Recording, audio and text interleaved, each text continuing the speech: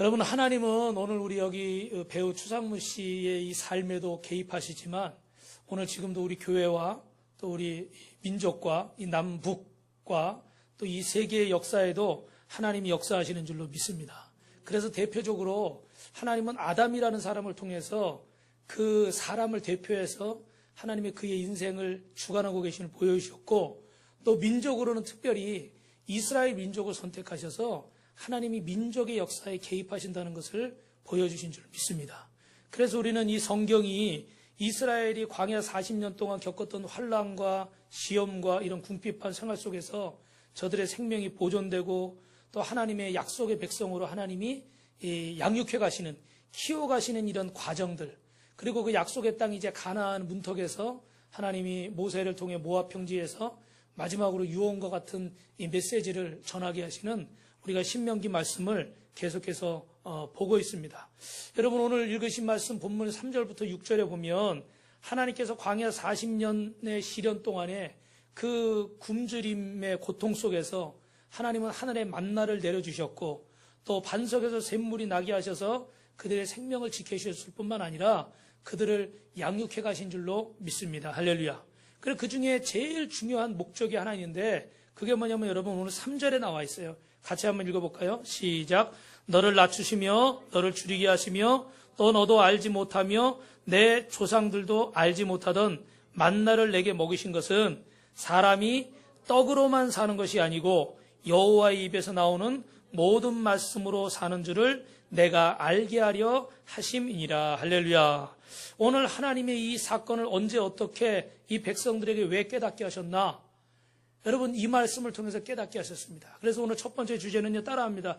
뼈저린 가난을 경험할 때 교훈하십니다.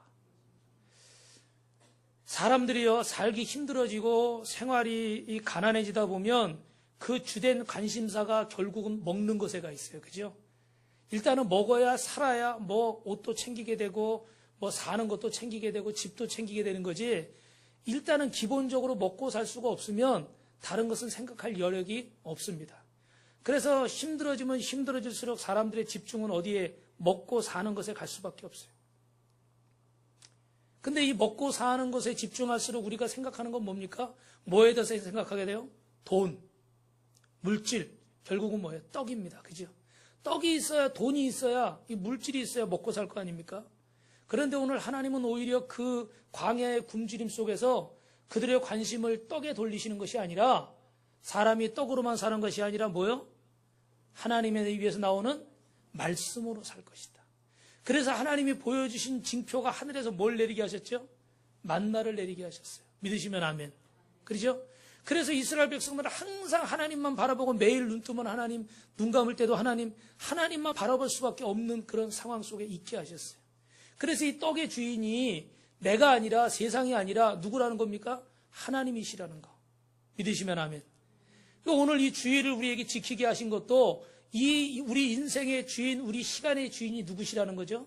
하나님이시라는 거. 믿으시면 아멘. 할렐루야. 네. 제가 여러분 자꾸 아멘을 강요하는 이유가 여러분 자꾸 입술로 선포하시라는 거예요. 떡이 중요합니다. 당장 먹고 살아야 돼요. 그러나 이 떡보다 더 중요한 것이 하나님의 말씀이라는 걸 깨닫는 것이 믿음의 사람이고 하나님의 사람이고 주님의 제자인 줄로 믿습니다. 그래서 우리 장로님이 오늘도 기도하셨지만 한 주간도 우리가 열심히 살아요. 근데 열심히 살면서 주님을 잊지 않고 살려고 우리가 몸부림을 치죠. 근데 항상 돌아보면 저도 어떻게 돼요? 주님을 잃어버렸던 시간들이 많이 있었으면 우리가 고백할 수밖에 없습니다. 사랑하는 성도 여러분, 제가 이번 주에도 어떤 TV 프로를 보니까 참 너무 속상한 일이 있더라고요. 어떤 사람이 이제 어느 가게가 이제 폐업하게 됐어요. 고깃집이. 근데 보니까 이 사람이 이제 폐업 전문가예요. 폐업할 때 기자재 사다가 놔뒀다가 중고로 파는 사람이야. 근데 이 사람이 뭐라고 얘기하냐면 자기가 작년에 1년 동안 160개 업소를 폐업했대요. 자기가 사들인 물건이. 근데 올해는 6개월 동안에 360개를 폐업했대. 그러니 이제 1년 다 가면 얼마나 될지 여러분 상상이 되시죠? 그래서 한 2년 반 전에 3,000개 정도, 3천만 원 정도 들여서 이 개업을 했는데 요즘 장사가 너무 안 돼가지고 문을 닫게 됐는데 견적을 내니까 275만 원 주겠대요. 그 중에서 트럭 2대가 싣고 가야 되니까 트럭값 30만 원 빼고 246만 원을 주겠대요.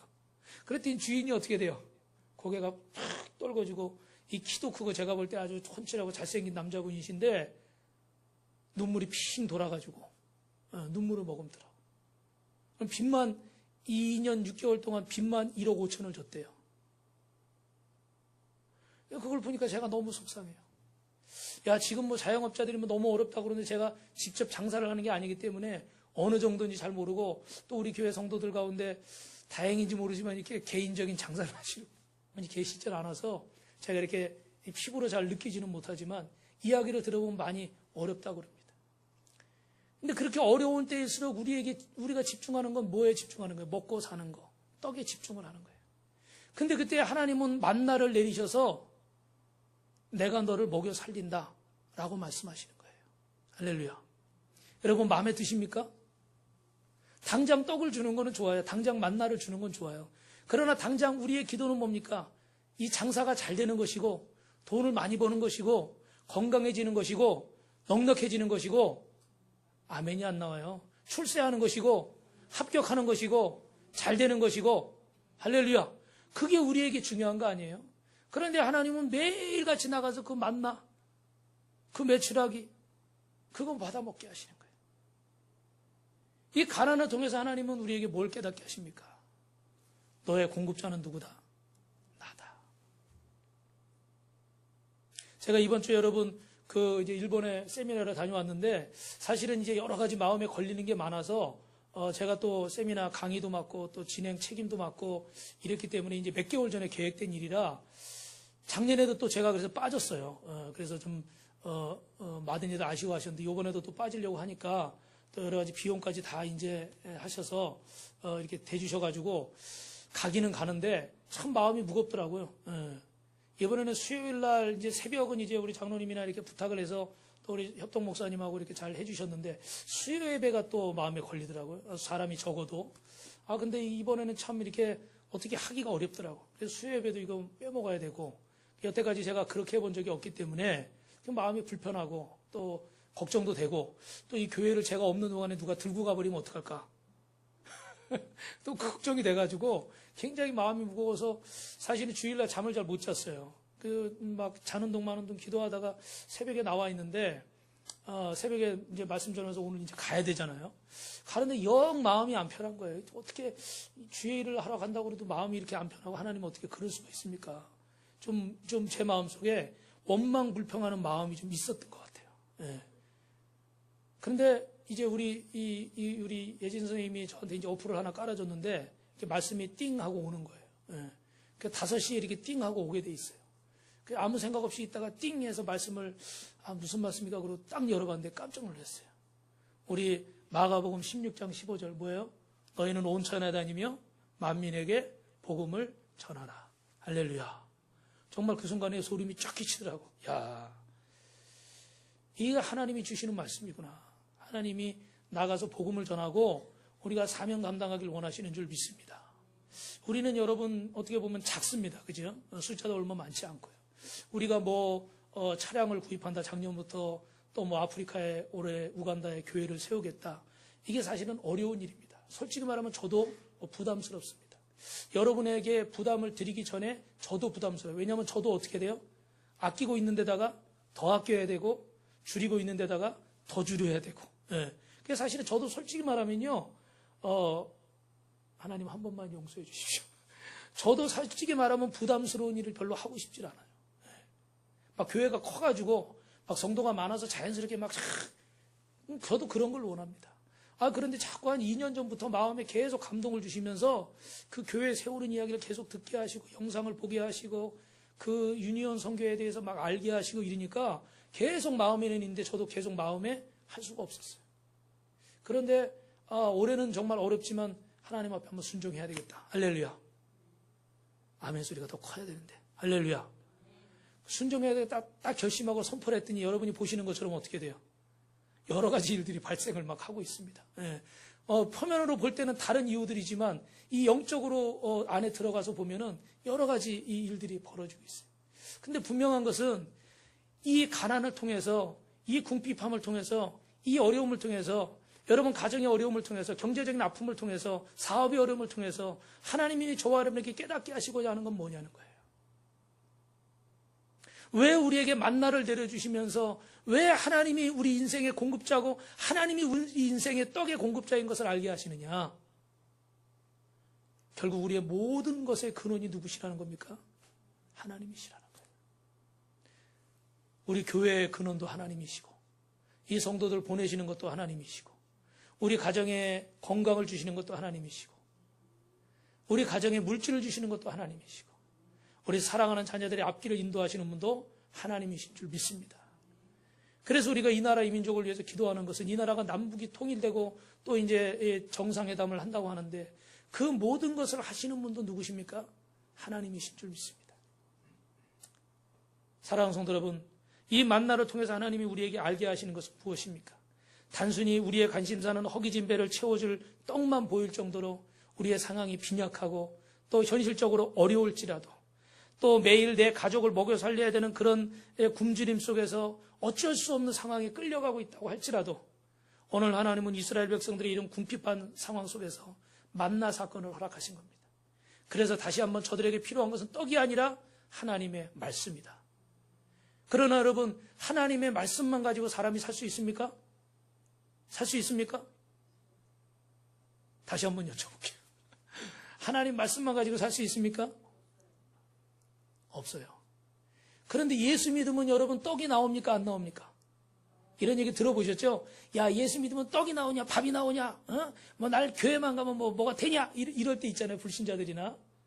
근데 여러분, 진짜 여러분, 제가 일부 때도 물어봤지만 예수 믿으니까 떡이 나와요? 안 나와요?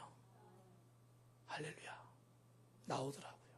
우리 오늘 김선영 자매가 일부에 왔었는데 남편이 출장 갔다 여기서 혼자 왔는데 예수 믿으면 떡이 나옵니까? 그랬더니 떡이 나와요. 아멘. 고기를 끄떡이면서. 네. 체험이 있습니까? 체험이 있습니다. 여러분, 예수 믿으면 떡이 나오는 줄 믿습니다. 근데 순서가 하나님은 오늘 떡이 먼저가 아니라는 거예요. 하나님의 말씀인 만나를 먹는 자에게 하나님은 뭣도 주십니까? 떡도 주시는 줄 믿습니다.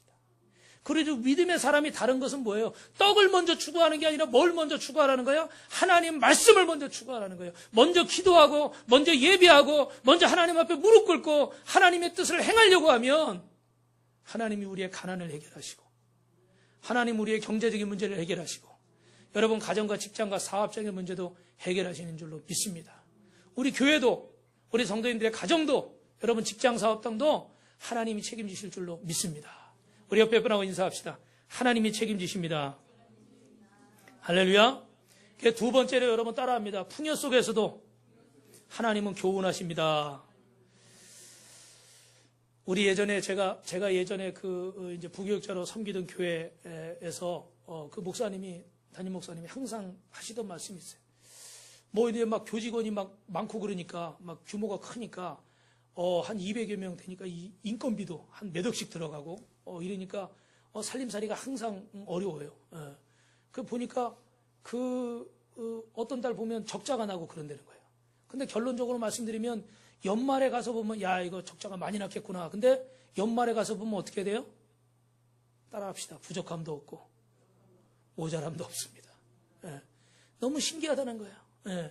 그달 보면 이게 모자라가지고 막 대출도 받고 막 빌리고 막 이래 살림하는 게 어려운데 연말에 가서 보면 모자람도 없이 부족함도 없이 하나님이 채우시더라는 거예요. 할렐루야. 여러분 그런 경험이 있으십니까? 지금 당장 이게 계산상으로 보면 정말 어려운 거예요. 근데 분명히 끝에 가서 보니까 어떻게 돼요? 모자라지도 않고 그렇다고 아주 막 넘치게 남지도 않고 하나님이 필요한 것들을 꼭 공급하시는 하나님이신 줄 믿습니다. 그런데 여러분 우리가 이 필요 속에서 이 풍요 속에서 정말 너무 감사를 잃어버리고 하나님의 뜻을 잃어버리는 경우가 있어요. 가난 속에서 하나님을 등진다. 어떻게 보면 인간적으로 이해가 되죠. 그죠? 너무 힘들고 어려우니까. 근데 풍요 속에서 하나님을 등진다. 이건 참 이해가 안 되잖아요. 그죠? 풍요로우면 더 감사해야 되고 더 충성해야 되고 더 순종해야 되고 그렇지 않습니까? 그런데 오히려 요즘 보니까 어떻게 돼요? 경제적으로 뭐 지금 많이 또 어려운 부분도 있지만 그래도 우리가 옛날에 비하면 대한민국은 많이 잘 살게 됐죠. 그죠? 그럼에도 불구하고 항상 우리는 어떻게 돼요? 어렵다고 그러고 힘들다고 그러고 또 그전에는 먹을 게 없어서 진짜 우리 어른들은 보릿고개에 고생하셨는데 지금은 먹을 게 없어서 고생하는 게 아니라 어떻게 돼요? 오히려 많이 먹어가지고 살 뺀다고 다이어트 해야죠. 뭐 어디 헬스클럽 끊어야죠. 그래가지고 오히려 그런 돈이 더 들어가요. 예. 이게 오히려 하나님이 풍요로움을 허락하셨는데도 불구하고 이런 일이 있습니다. 여러분, 오늘의 말씀은요, 떡이 없어도 하나님 말씀만 의지하면 살 수 있다, 억지를 부리려는 것도 아니고, 또 이슬을 맞아가며 고상한 사람들에게 막 또 물질을 막 줘가면서 뭐 해결됐다라는 이야기도 아니고, 한많은 인생들이 허기진 배와 그들의 불만을 위로하기 위해서 주시는 말씀도 아닙니다. 오늘의 이 본문의 말씀의 핵심은 이 약속의 땅에 들어가서 이스라엘 백성들의 생활이 가나안 땅에 들어가서 분명히 배불리 먹고 넉넉해지고, 우리가 짓지 아니한 아름다운 집을 주신다고 그랬고, 우양이 번성한다고 그랬고, 은금이 증식되는 그런 시기를 만나게 될 것이라고 했습니다. 그런데 중요한 건 그런 풍요와 그런 만족을 누리면서 여호와를 잃어버리는 유혹에 빠져들 수 있기 때문에 하나님이 모세를 통해서 엄중하게 지금 말씀하시는 거예요. 사람이 떡으로만 사는 게 아니라 뭘로 사는 것이다? 하나님의 입에서 나오는 말씀으로 사는 것이다. 할렐루야. 사랑하는 성도 여러분, 대부분의 사람들은요, 형통하고 풍성해지기를 기도합니다. 오늘 여러분 형통해지고 풍성해지시기를 주님의 이름으로 축원합니다. 할렐루야. 우리 두선등 김승희 집사님만 풍요해졌습니다. 서운하시죠? 그럼 한번 기회를 더 드릴게요. 여러분, 예수 안에서 풍성해지시고 행복해지시길 주님의 이름으로 축원합니다. 할렐루야. 네. 하나님이 원하시는 바입니다. 그런데 여러분, 이스라엘 백성들에게 이런 모습이 예외가 아니었어요. 이들에게 굶주림에 대한 여러 가지 이 상황들은요, 옛날 이야기가 돼버렸고, 그들 주변에 그 떡이 많고 아버지 이렇게 막 포식하게 되면서 오히려 그들은 교만해졌습니다. 전에는 막 먹을 게 없으니까 눈 뜨고 매일 나가서 하나님이 주시는 만나 받고, 하나님 감사합니다. 매출하게 받고, 하나님 감사합니다. 마실 물이 없어가지고 반석에서 샘물 나니까 감사합니다. 하나님밖에 바라볼 분이 없었어요. 그런데 여러분, 가나안 땅, 약속의 땅에 들어가니까 어떻게 됐다고 그랬어요? 화려한 건물들, 그냥 온갖 종류의 우상들, 뭐 여러 가지가 다 어떻게 돼요? 유혹할 수밖에 없는 것들이 생겼어요. 근데 거기서 정말 하나님만 바라보고 하나님이 주신 것에 대해서 감사해야 되는데, 이제 눈 뜨면 자기가 농사 져가지고 앞에 곡식들이 있고, 막 창고에 막 먹을 게 있고, 모든 것이 넉넉한 거예요. 그러니까 어떻게 되겠어요? 하나님을 찾습니까? 하나님을 찾지 않는다는 거예요. 결국은 어떻게 돼요? 이만큼 살게 된 것이 하나님의 은혜가 아니라 내 능력이고 내 손의 힘이다. 제가 이번 주에 그래서 가서 일본에서도 제가 습관이 돼가지고 새벽에 눈을 뜰 수밖에 없잖아요. 그래서 어김없이 막 4시 몇 분만 되면 눈이 떠지고, 그래서 새벽에 기도를 하는데, 화요일 날은 제가 기도를 하는데, 하나님이 이 음성이 들리는 것 같아요. 제 마음에. 막 이제 교회를 걱정하고 뭐 막 이렇게 기도를 하잖아요. 우리 성도님들 기도하고. 근데 기도하는데 하나님이 맡겨라, 그런 마음을 주시더라고요. 맡겨라. 뭐 해라요? 맡겨라. 근데 제가 뭐라고 그랬냐면 속으로, 하나님 맡겼잖아요. 제가 속으로 그랬어요. 근데 또 조금 있다가 또 그렇게 말씀하시는 것 같아요. 제 마음에 들리는 소리가, 다 맡겨라. 그래서 제가 한번 가만히 생각해 봤어요. 맡겼는데 뭘 다 맡기라고 그러지? 근데 제가 가만히 생각해 보니까 다 맡겼을까요? 여러분, 다 맡기셨어요? 다 못 맡겼더라고요. 맡긴다고 했는데 너무 자세하게 말씀드리면 안 되니까 못 맡긴 게 많더라고요. 김혜긴 조사님 씩 의심하시는 거 보니까 다 못 맡기신 것 같아요. 다 맡긴다고 했는데 다 못 맡긴 게 있더라고요. 이거는 이렇게 하고 어떻게 보니까 안 되는 것만 맡겼더라고요. 제가 보니까. 그래서 알았습니다, 주님. 다 맡기겠습니다. 할렐루야. 그리고 성령이 충만했어요. 근데 그리고 아침 먹고 나니까 또 마음에 또 걱정이 또 들어요. 오늘도 또 걱정하고 있어요. 근데 분명한 건 주님이요, 맡기라고 그러십니다. 근데 어떻게 맡기라고요? 다 맡겨라. 할렐루야. 하나님께 여러분 다 맡기세요. 그래야 그게 하나님의 은혜예요. 그런데 우리가 다 맡기지 못하기 때문에 이건 내가 한 거고, 이건 내가 잘한 거고, 이건 내가 못한 거고, 아직도 우리에서는 그것 때문에 마음의 불편함을 이기지 못하고 있어요. 날마다 갈등하고 있고. 사랑하는 성도 여러분, 내 힘으로 얻었다는 순간 우리는 자랑하게 되고요. 하나님이 나를 오늘도 기르고 양육하고 계시다는 사실을 부인하게 되는 겁니다.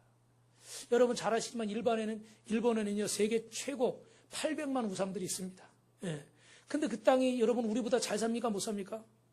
잘 살아요. 정말 잘 살들고 정말 부지런하고 배울 게 많더라고요. 예. 그런데 그 안에 가보면 어떤 분들은 야, 일본은 저렇게 우상이 많은데 하나님도 잘 안 믿는데 어떻게 저렇게 잘 사느냐? 잘못된 거 아니냐? 근데 어느 선교사님이 그러더라고요. 일본의 순교자는요, 우리나라의 10배 정도가 된대요. 그 옛날에 메이지 유신 때 막 기독교인들 다 핍박하고 죽이고 산속에다 가둬가지고 못 나오게 하고, 왜 나오면 가족들한테 전도하니까. 수백 년을 그렇게 핍박하면서 죽어간 사람들이요, 우리보다 10배가 더 많대요. 그러니까 그 땅에 지금 잘 살고 복 받는 게 결국은 그들의 순교의 피 때문이라는 거예요. 근데 여러분 반대로 생각하면 그들이 정말 지금 풍요롭고 세계에서 뭐 경제 뭐 매지다 막 1, 2위, 3위를 막 달리고 이러니까 여러분 하나님을 찾습니까? 안 찾습니까? 하나님을 찾을 필요가 없는 거예요. 왜? 나라에서 막 뭐 이렇게 해가지고 어려운 사람들 있잖아요. 자살률이 한동안 높았잖아요. 일본이. 얘기 들어보니까 나라에서 그런 사람도 어렵고 막 이러니까 막 한 80만 원 정도씩 막 무상으로 막 이렇게 막 공급하고 그래가지고 자살 못 하도록. 그 나라에서 막 다 책임을 진다는 거예요. 가만히 있어도 그냥 먹고 그냥 사는 거예요. 기본적인 삶은. 우리도 복지가 많이 좋아지긴 했지만 이런 것들이, 그래서 우리는 뭐 국민소득 3만 불이 돼간다는 얘기지만 일본은 이미 8만 불을 넘었었잖아요. 수치상으로 보면 우리보다 두세 배 이상 잘 사는 거예요. 근데 그렇게 잘 사니까 여러분 정말 눈 씻고 찾아봐도 여러분 잘 아시지만 교회가 있어요, 없어요? 교회가 없어요. 한 3%밖에 안 된대. 근데 제가 느낄 때는 3%도 안 되는 것 같아요. 한 4일 동안 눈을 씻고 보는데 십자가를 3개밖에 못 봤어요. 근데 그 3개도 하나는 호텔에 있는 건데 그 호텔은 그냥 예배 드리는 성전이 아니라 결혼식 웨딩 하려고. 일본 사람들은 처음에 태어나면 심사에 가서 이름 올리고요. 결혼할 때는 옛날에 미군의 이 5년 동안 통치를 받았잖아. 2차 대전 이후에. 그래서 결혼식은 또 화려하게 쫙 교회에 가서 하는 거예요. 예수님을 믿어서가 아니라. 그리고 죽음은 장례는 어디서 치르는지 아세요? 불교식으로 치른대요. 그리고 신들도 우리가 우리는 유일하신 하나님만을 믿는 거잖아요. 믿으십니까, 여러분? 근데 그 사람들은 믿어도요, 어디 가면 결혼신, 어디 가면 사업신, 어디 가면 자녀신, 어디 가면 건강신, 어디 가면 미모의 신, 예를 들면. 그래가지고 신들도 다, 교회도 어떻게 돼요? 다 그렇게 어디 가면 성령, 어디 가면 예수, 어디 가면 뭐, 이렇게 다 특징을 가져가지고 자기 입맛에 맞게 골라서 다니는 거예요. 그러니까 우상이 몇 개나 돼요? 800만 개가 넘는데.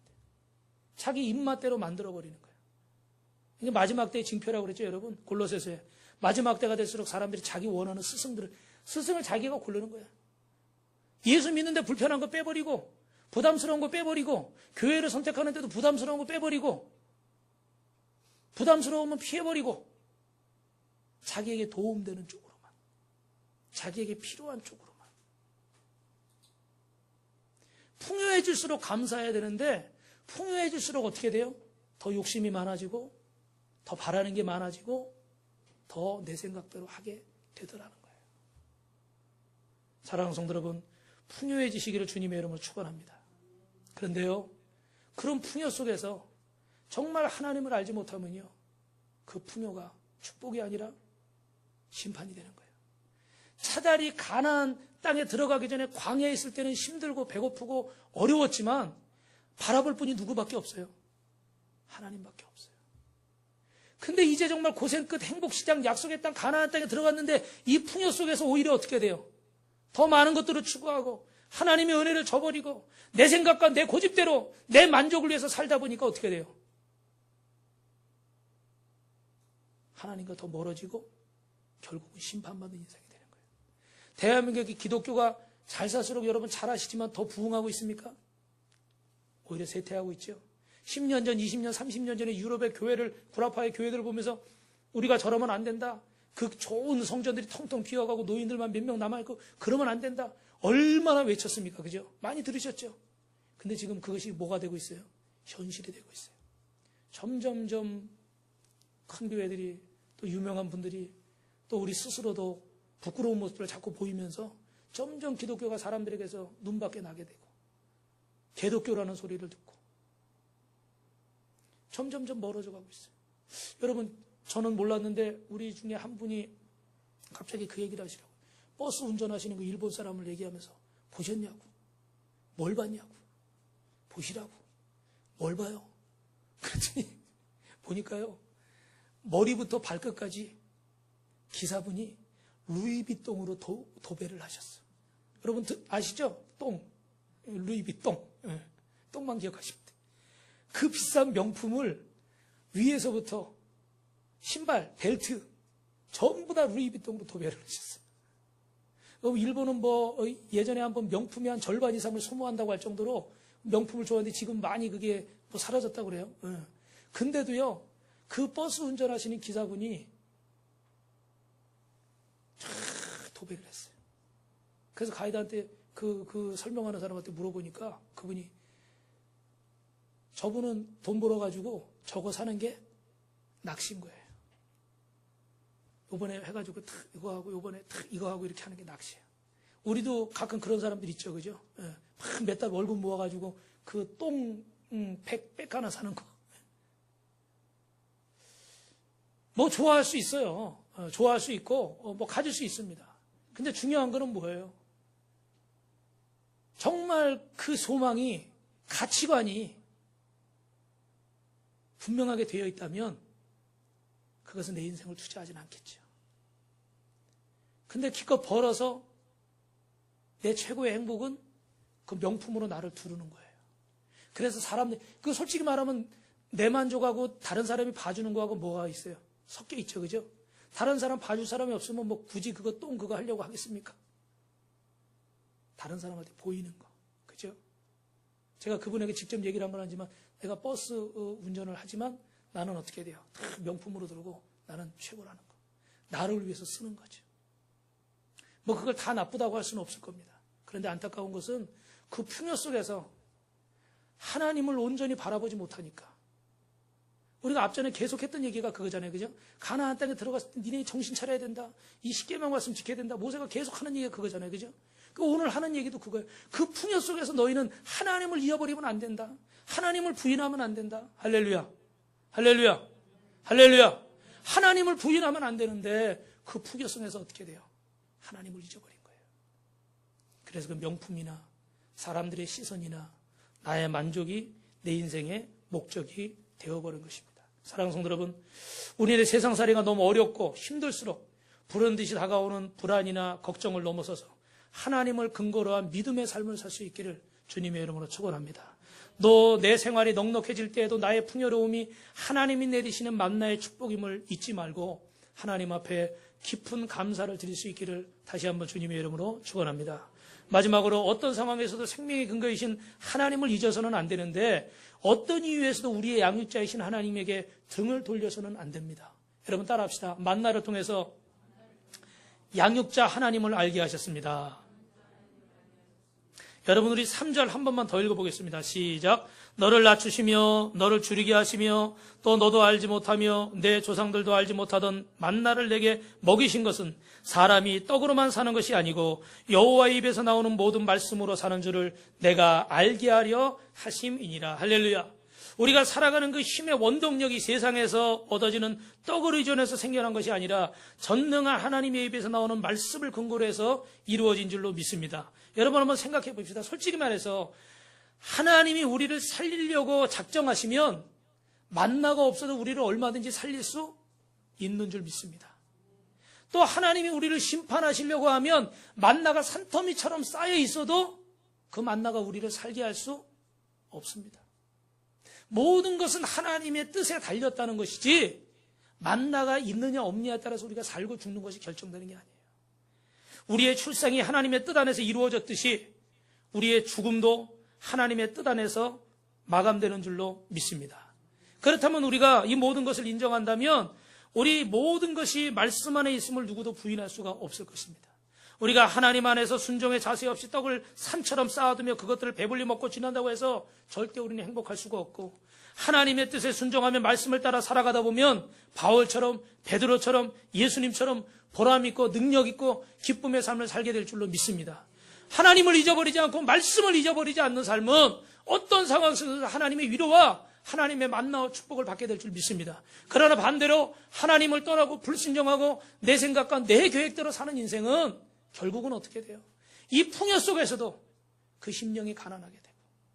여러분 영상에 보셨지만 유명한 배우 아닙니까? 그죠? 뭐 경제적으로는 여러 가지나 뭐 넉넉하겠죠. 그죠?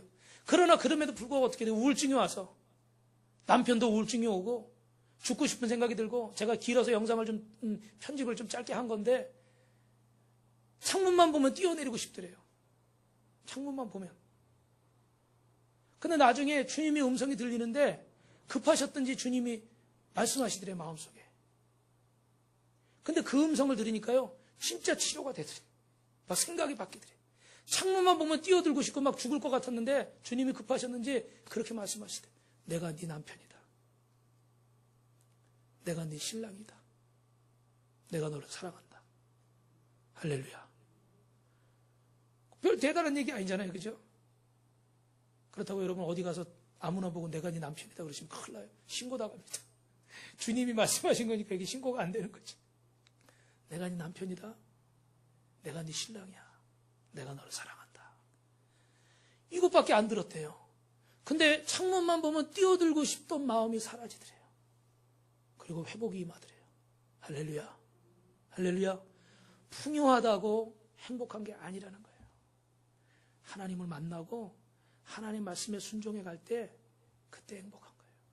하나님이 나를 기르고 계시거나 하나님이 나를 양육하고 계시거나 하나님의 세미한 손길을 느낄 때 우리가 승리하는 줄로 믿습니다. 말씀을 정리하겠습니다. 세상의 물질이 넉넉하여 그 덕분에 풍요로운 삶을 살아간다 해도 그것이 우리의 허기진 배의 욕구를 잠시 동안 채워줄 뿐이지 우리의 영원한 희망과 기대를 채워주지는 못합니다. 그러나 생명의 떡이신 예수님은 우리를 건지고 살리시고 일용할 양식으로 우리를 양육하실 뿐만 아니라 우리의 생애를 복되게 하시며 영원한 생명의 길로 우리를 인도하시는 줄로 믿습니다. 떡을 구하는 자는 그 순간 육신은 배부를 것입니다. 그러나 하나님의 말씀 만나를 구하는 자는 육신도 배부를 뿐만 아니라 그 영이 구원받고 영원히 행복할 줄로 믿습니다. 여러분 5,000명 베세다 강에서 그들을 먹이신 것은 단순히 육신의 음식이 아니었습니다. 생명의 만나였습니다. 이 음식을 먹는 자마다 다시 배고프고 목마를 것이지만 내가 너희에게 주는 물을 먹는 자는 어떻게 돼요? 영원히 목마르지 아니하리라. 다시 한번 여러분 오늘 결심하십시오. 주님만이 생명의 생수이고 주님만이 생명의 만나이다. 내가 세상의 어떤 것들을 위해서 일하지만 그러나 이 모든 것의 주인은 누구시다? 하나님이시다. 그래서 여러분 한 주간 동안 여러분의 목적이 흐트러지지 말고 여러분의 생각이 흐트러지지 마십시오. 주님께 집중하시고 오늘 하나님은 우리를 정말 세밀하게 돌보시는데 신명기 22장 6절에 노중에서 새 둥우리를 보면 새끼를 품고 있는 어미는 잡지 말고 새끼만 데려가게 할 것이라고 그랬고 또 신명기 24장 19절에 보니까 한번 같이 읽어볼까요? 있나요? 시작. 내가 밭에서 곡식을 볼 때 그 한 못을 밭에 잊어버렸거든 다시 가서 가져오지 말고 나그네와 고아와 가부를 위하여 남겨두라. 그리하면 내 하나님 여호와께서 내 손으로 하는 모든 일에 복을 내리시리라. 그리고 20절입니다. 시작. 내 감람나무에서 열매를 뗀 후에 남은 것은 그 남은 것을 객과 고아와 과부를 위하여 남겨두라. 할렐루야. 한 13년 전에 우리 청년들을 데리고 일본에 단기 선교를 간 적이 있습니다. 근데 그때 청년들이 이제 이 선교비를 준비하느라고 뭐 아르바이트도 하고 뭐도 하고 하는데 참 대단한 것은 그 청년들 중에 좀 형편이 어려워서 재정이 모자란 친구가 있으니까 그 어떤 자매도 그 친구도 아르바이트 해가지고 이렇게 가는 자매인데 그 지금은 이제 시집가서 애도 낳습니다. 근데 그 청년이 또 그 청년한테 자기가 알바해서 한 비용을 또 그 친구에게 주는 겁니다. 빌려주는 게 아니에요. 도네이션 안 하는 거예요. 나눠주는 거예요. 그냥 자기 걸. 그런 친구들이 여러 명이 있었어요. 참 의아하더라고요. 야, 어떻게 빌려주는 것도 아니고 내 것을 그냥 몇십만 원씩 그렇게 다른 친구를 위해서. 또 한 16년 전인가요? 중국에 갈 때는 가서 버스가 뒤집힌 적이 있어요. 도망강 있는 쪽에 가다가 앞에 차를 피해주다가 그 아스팔트 길이 아니라 흙길이에요. 그러니까 비켜주느라고 갔는데 차가 무거우니까 이 굴렀습니다. 한 5, 6m 정도 되는데 굴렀어요. 큰일 난 줄 알았어요. 저는 근데 그 굴르는 장면을 서 있어가지고 제가 서서 이렇게 보고 있었어요. 그러고 넘어갔어요. 근데 그때 한 20명 가까운 인원이 크게 다친 사람 없이 조금 뭐 부딪히거나 뭐 이런 사람은 있는데 하나님께서 완벽하게 지키신 줄 믿습니다. 또는 선교를 가는데 또 막 제가 이렇게 얼마 정도 모자라더라고요. 그래서 이제 이렇게 재정 가지고 이렇게 해서 하고 아이들 식사 딱 해서 이렇게 가야 되겠다. 공항에서 햄버거라도 먹어서 보내야 되겠다. 딱 생각을 계산을 하고 있었죠. 근데 딱 한 청년이 가다가 전화를 받는 거예요. 근데 갑자기 전화가 와서 그래 고마워 뭐 그래 막 이러는 거야. 그 딱 알고 봤더니 어떻게 돼요? 자기가 모자란 금액이 딱 얼마가 있었는데 이제 공항으로 가는 중이잖아요. 이제 모자란 채로 어떻게 해야 돼요? 근데 전화가 와가지고 그 모자란 걸 어떻게 해요? 딱 채워줬더라는 거예요. 할렐루야.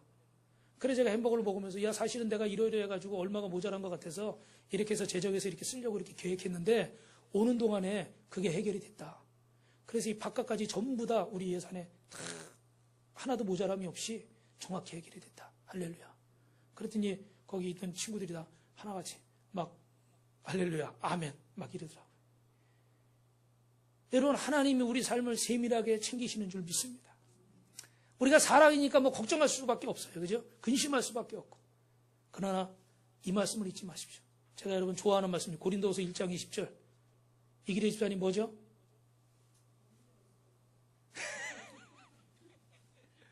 따라합니다. 하나님의 약속은 언제나 오라서 예가 되나니 우리가 아멘으로 화답할지어다.